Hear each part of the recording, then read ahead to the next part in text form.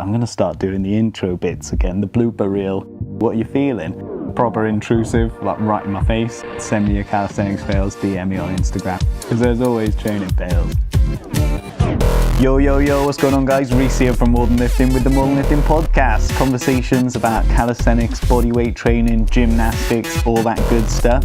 I'm Rhys, a personal trainer from the UK and founder of More Than Lifting. And in this episode, we're going to be talking about something that's really dear to me, actually. It's creative and playful training. Being engaged with your movement practice, your training, rather than just being strict and monotonous with it all the time, and you've got all these rules and that. It's about enjoying yourself. You've got to enjoy the process. It's got to be engaging and enjoyable so that you stick to it, because otherwise you'll probably just fuck it off. Let's face it. So that's what we're going to be talking about in this episode. But first, a little something.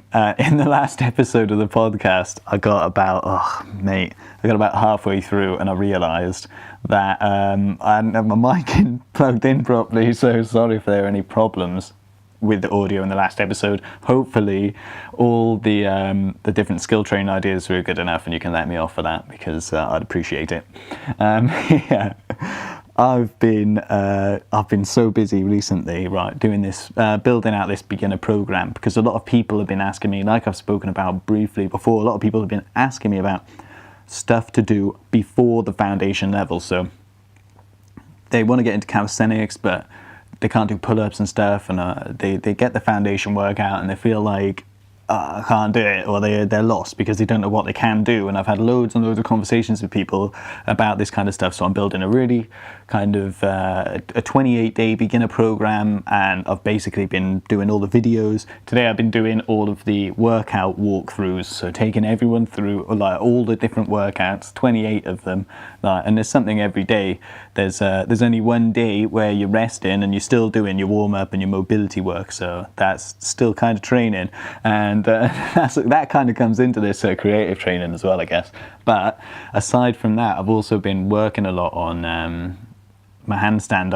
I don't know if you guys all do follow me on Instagram, but if you do, you know I was doing this 1 minute handstand challenge, and I couldn't do it. Basically, I couldn't do it. I ended up doing my wrist in a little bit towards the end. I had to take a big break, and I never managed to get to a minute, right, which is difficult. But that's a long-term goal for me, and so is like some advanced crow stand and hand balancing skills, things like a one-arm elbow lever, and the one-arm crow stand as well. You know, that's epic, and stuff like that is like a real weak point for me, because I haven't spent a lot of time working on that. So I can kind of get it, like I'm on the edge, but because my balance and coordination in that position isn't up to scratch, like I can't do it. So I've been doing a lot of like little drills and kind of having fun messing around when I haven't been being strict with my training, and just enjoying being bad at skills, basically. Not some skills, so just not being good at them. The strength stuff, this kind of strength-based skills, things like the levers and the flag and muscle ups and stuff like that, that's kind of more my area of like what I'm good at.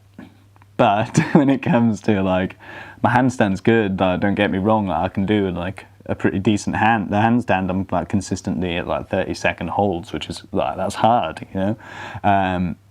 But when it comes to like the more advanced kind of balances and stuff, and the more kind of exotic ones, if you like, I haven't, they've never really been a big focus for me, because it's always been gymnastics rather than just fun little hand balances. So it's been really good just starting to work on them a bit, and kind of just, yeah, like I say, enjoying the process of being bad at skills, because it is fun. Like, you fall over all the time, you get your cushion out, you bash your head loads, and it's all right. So yeah, that's a little about what I've been up to. It's been really good times. That's kind of what we're talking about today anyways, enjoying your training and having a bit of fun and not being so strict.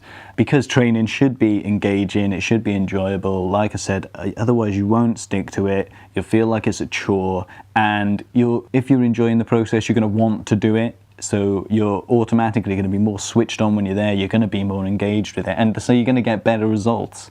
And we all know it's supposed to be healthy and to a certain level, but no one really knows what that level is really, or everyone has a different idea of what good enough is. And yeah, and if you ask like a personal trainer or something like me, we'll probably have quite an extreme view on it compared to somebody else, I guess. But you still need to enjoy the process, because if you're trying to learn new skills and you're struggling with it, you're not getting a lot of good feedback, like you don't see yourself progressing. If you're not having fun, you're not going to carry on progressing that skill. You're going to work something else, so you're just going to stop completely, and that doesn't do anyone any favors.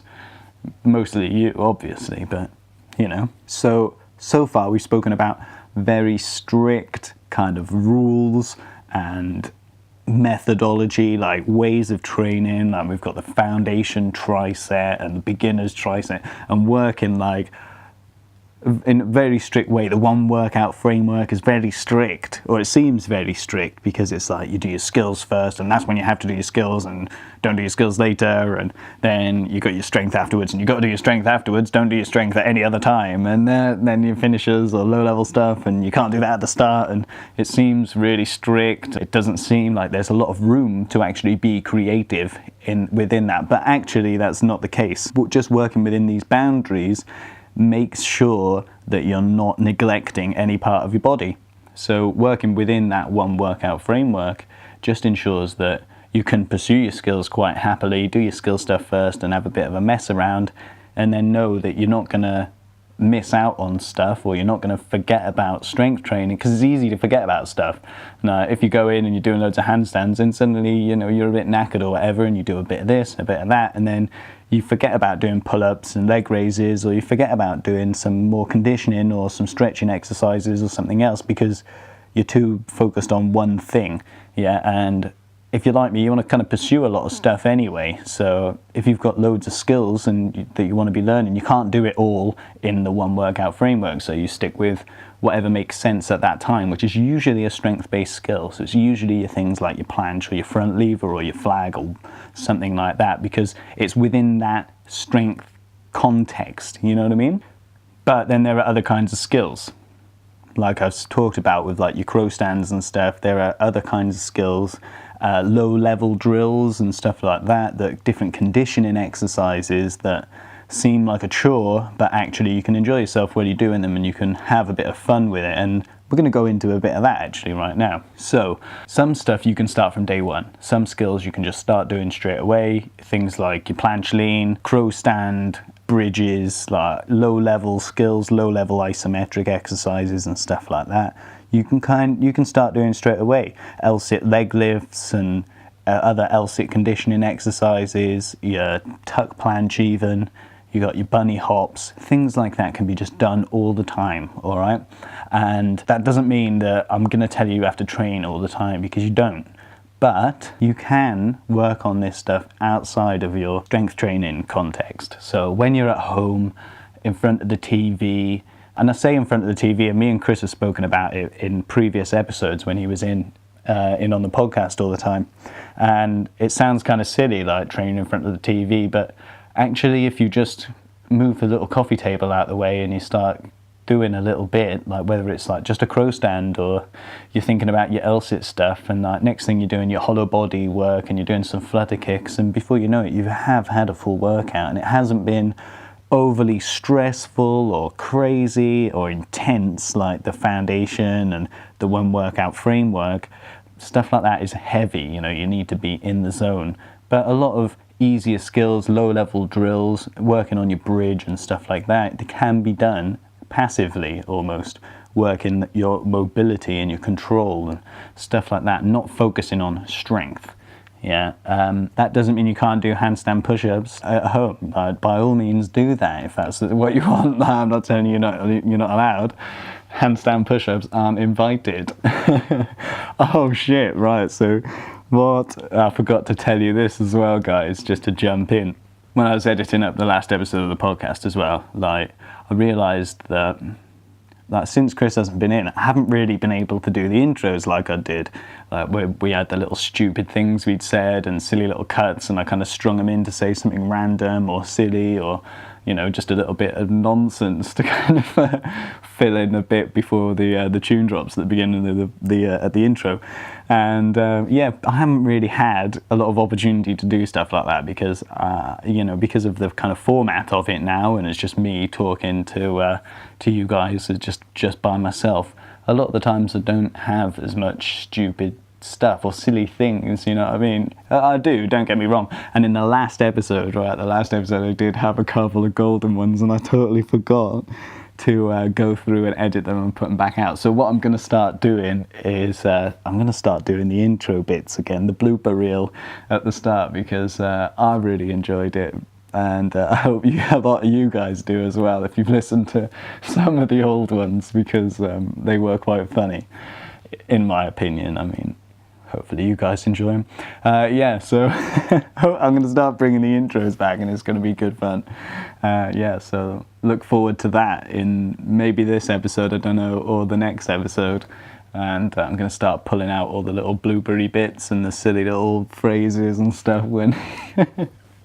because it's always good fun, man. You got to enjoy it, and that's kind of what this is about. So you're not just limited, back to what we were talking about, you're not just limited to your crow stand development or L-sits or something like that.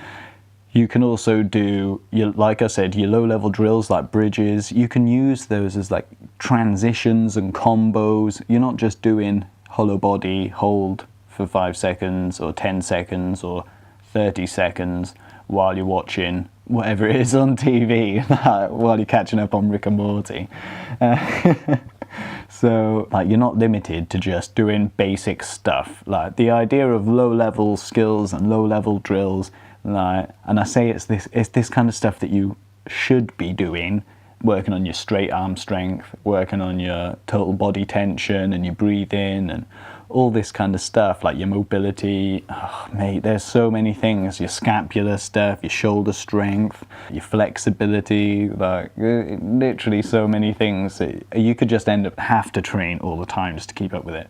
So instead, work these things like your skill transitions. Think of how you can do that. So transitions and combos, when I'm talking about that with low-level skills, like maybe you're trying to go from a front bridge, and then you go into like a side plank, and then into a straight arm plank, and then you just kind of go back and forth. So you're opening out your shoulders, stepping over, so you're in a front bridge, and then back over into your press-up position. And like, that's just a really simple thing, but just stringing a couple of different exercises together. But what it'll actually do, and the kind of results it'll have in working that shoulder mobility, that control, that stability, and it has loads of different benefits that'll show up in all sorts of different aspects of your training. Stuff you won't notice because you'll have had it, but if you compare it to other people who are training at your kind of level, you'll notice that you develop, or you can pick stuff up a lot faster,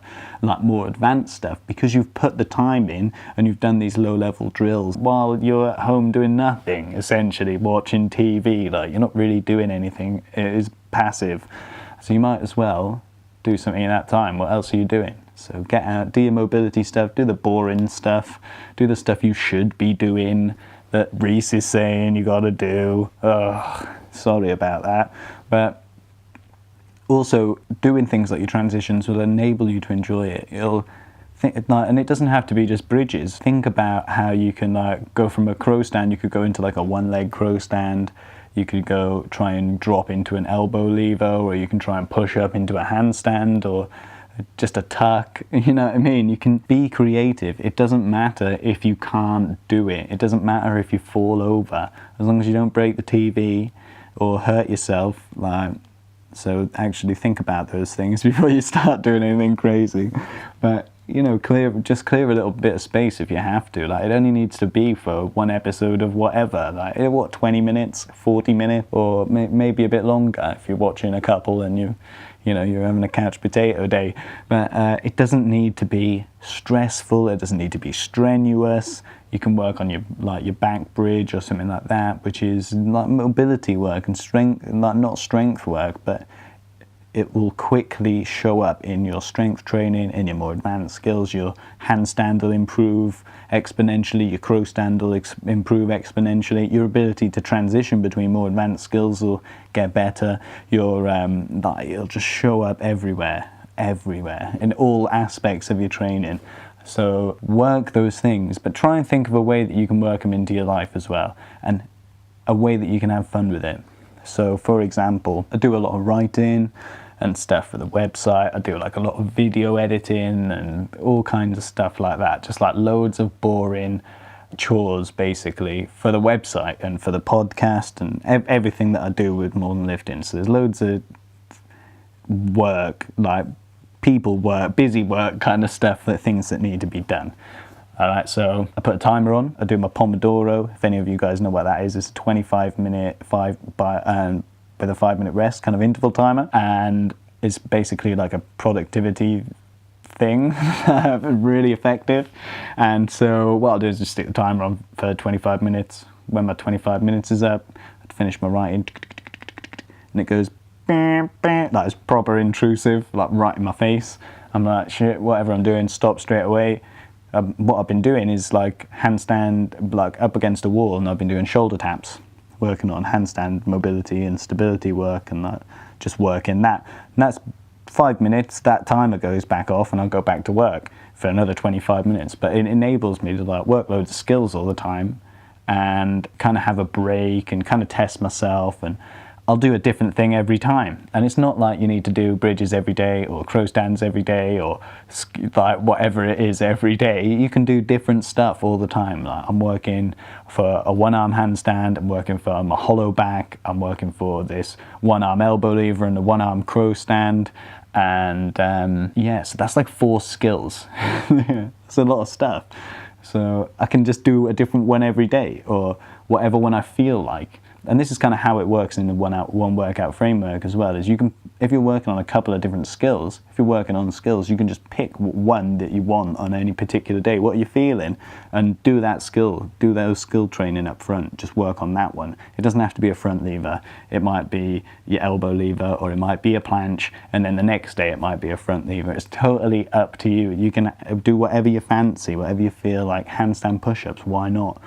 Work some of that in. And just within these kind of workout frameworks and templates, you have the flexibility to just mess about a bit and do what feels good for you on that day. If maybe you tried something the other day because your mate said, oh, can you do this? And you almost could, but you couldn't quite. So maybe you try that for a couple of days and you just work on that a little bit and enjoy it, enjoy the process. Like I said, it doesn't matter if you can't do it.